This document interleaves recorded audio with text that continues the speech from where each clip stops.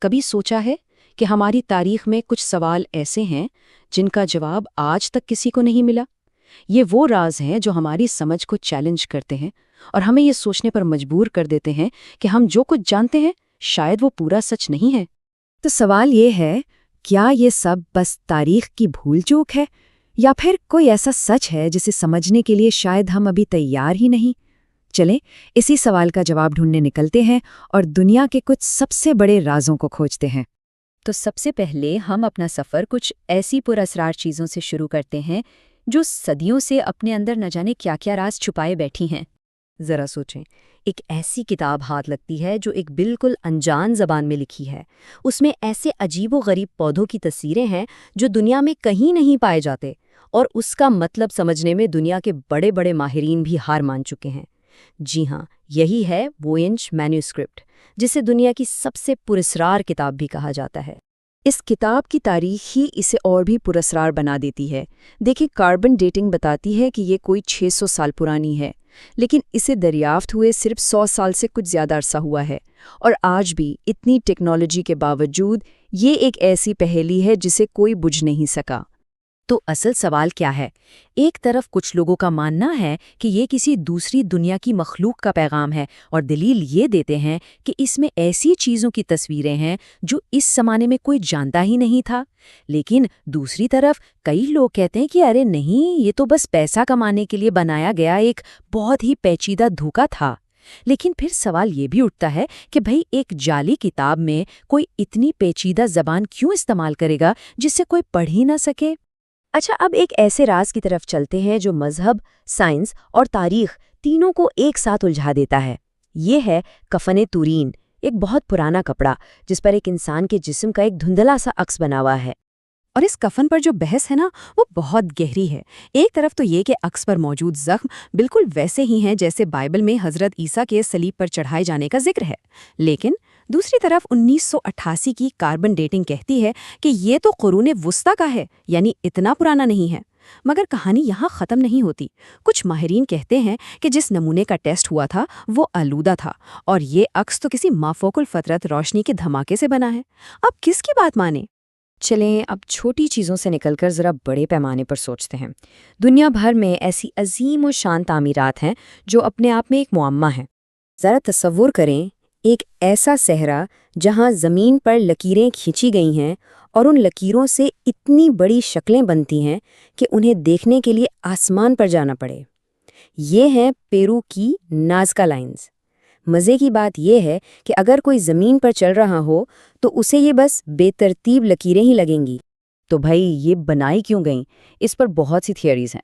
کچھ کہتے ہیں کہ یہ ستاروں کو دیکھنے کا کوئی قدیم کیلنڈر تھا، کچھ کا خیال ہے کہ یہ مذہبی رسومات کے لیے بنائے گئے راستے تھے، اور ہاں، ایک بہت مشہور نظریہ یہ بھی ہے کہ یہ کسی خلائی مخلوق کے جہازوں کے لیے کہہ لیں کہ لینڈنگ سٹرپس تھیں۔ اور یہیں پر سب سے بڑا اور دلچسپ سوال سامنے آتا ہے، اگر نازکا کے لوگ خود ان ڈیزائنز کو زمین سے دیکھ ہی نہیں سکتے تھے تو آخر انہوں نے یہ کس کے لیے بنایا تھا؟ یہ ایک ایسا سوال ہے جس کا جواب آج تک نہیں مل سکا۔ 4,500 سال، جی اتنا عرصہ ہو چکا ہے گیزا کے عظیم اہرام کو بنے ہوئے، اور یہ آج بھی اپنے اندر نہ جانے کتنے ہی راز چھپائے بیٹھے ہیں۔ اور سائنس آج بھی ان قدیم رازوں سے پردہ اٹھانے کی کوشش میں لگی ہوئی ہے۔ حال ہی میں ایک بہت ہی جدید ٹیکنالوجی استعمال کی گئی، اسے کہتے ہیں میوون ریڈیوگرافی۔ آسان لفظوں میں سمجھیں تو یہ ٹیکنالوجی کائناتی شعاعوں کا استعمال کرتی ہے تاکہ کسی ٹھوس چیز کے اندر اسے توڑے بغیر جھانکا جا سکے۔ اور اس ٹیکنالوجی سے کیا پتہ چلا؟ 2017 میں سائنسدانوں نے تصدیق کی کہ خوفو کے عظیم ہرم کے اندر ایک بہت بڑا خفیہ کمرہ موجود ہے، ایک ہوائی جہاز جتنا بڑا۔ اب سوال یہ ہے کہ یہ کمرہ آخر تھا کس لیے؟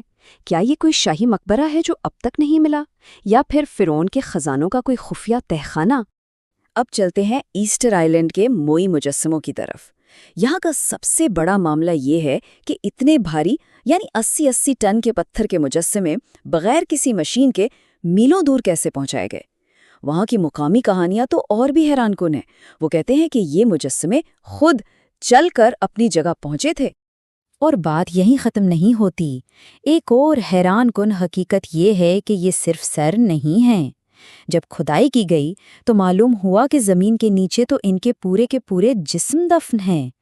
اس دریافت نے تو اس راز کو اور بھی گہرا کر دیا ہے کہ آخر یہ بنائے کس مقصد کے لیے گئے تھے۔ اچھا، اب ہم اپنے آخری حصے کی طرف بڑھ رہے ہیں، کھویا اور پایا۔ یہاں ہم ان چیزوں کی بات کریں گے جو پراسرار طور پر غائب ہو گئیں اور ان ٹیکنالوجیز کی جو اپنے وقت سے ہزاروں سال آگے کی تھیں۔ یقیناً برموڈا ٹرائنگل کا نام تو سنا ہی ہوگا۔ بحر اوقیانوس کا یہ حصہ شیطان کا تکون بھی کہلاتا ہے، اور وجہ یہاں کئی بحری جہاز اور ہوائی جہاز ایسے غائب ہوئے کہ ان کا کوئی نام و نشان تک نہیں ملا۔ سب سے مشہور واقعات میں سے ایک 1945 کا ہے، جب امریکی نیوی کے 5 بمبر طیاروں کی فلائٹ 19 غائب ہو گئی، اور حیرت کی بات تو یہ ہے کہ ان کو بچانے کے لیے جو طیارہ بھیجا گیا وہ بھی وہیں لاپتہ ہو گیا۔ اسی طرح USS سائیکلوپس جیسا ایک بہت بڑا بحری جہاز بھی اپنے 300 سے زائد عملے سمیت بغیر کوئی ایمرجنسی سگنل بھیجے غائب ہو گیا۔ تو آخر ہوتا کیا ہے وہاں؟ اس کی وضاحت کے لیے 2 طرح کے نظریات ہیں۔ سائنس کہتی ہے کہ وہاں شدید میگنیٹک میدان ہیں جو کمپس خراب کر دیتے ہیں، یا سمندر کے نیچے سے میتھین گیس کا اخراج جہازوں کو ڈبو دیتا ہے۔ لیکن دوسری طرف لوگ قیاس آرائیاں کرتے ہیں کہ یہ خلائی مخلوق کا کام ہے، یا شاید اٹلانٹس کے گمشدہ شہر کی کوئی ٹیکنالوجی اس کے پیچھے ہے۔ اب ایک بالکل مختلف کہانی۔ 1901 میں کچھ یونانی غوطہ خوروں کو سمندر کی تہہ میں ایک پرانے جہاز کے ملبے سے زنگ آلود دھات کا ایک ٹکڑا ملا۔ پہلی نظر میں تو یہ بالکل بیکار لگا، لیکن جب اس کی جانچ کی گئی تو سب دنگ رہ گئے۔ یہ کوئی عام دھات کا ٹکڑا نہیں تھا، یہ ایک اینالاگ کمپیوٹر تھا، ایک 2000 سال پرانی مشین جس میں 37 گیئرز تھے۔ یہ سورج، چاند اور سیاروں کی حرکت کا حساب لگا سکتی تھی، یہاں تک کہ یہ بھی بتا سکتی تھی کہ اگلا گرہن کب لگے گا۔ یہ ایک ایسی ٹیکنالوجی تھی جو اپنے وقت سے ہزاروں سال آگے تھی۔ اور یہیں سے ایک بہت بڑا سوال پیدا ہوتا ہے، اگر 2000 سال پہلے انسان کے پاس اتنی جدید ٹیکنالوجی موجود تھی تو پھر وہ غائب کیوں ہو گئی؟ وہ سارا علم تاریخ کے پنوں سے اچانک کیسے مٹ گیا؟ اور یہ ہمیں آج کے آخری اور سب سے بڑے سوال پر لا کر چھوڑ دیتا ہے۔ اگر یہ تمام پراسرار چیزیں، یہ واقعات، یہ ٹیکنالوجی سب سچ ہیں، تو پھر تاریخ میں اور نہ جانے کتنے ایسے راز دفن ہوں گے جن سے ہم آج بھی بالکل بے خبر ہیں۔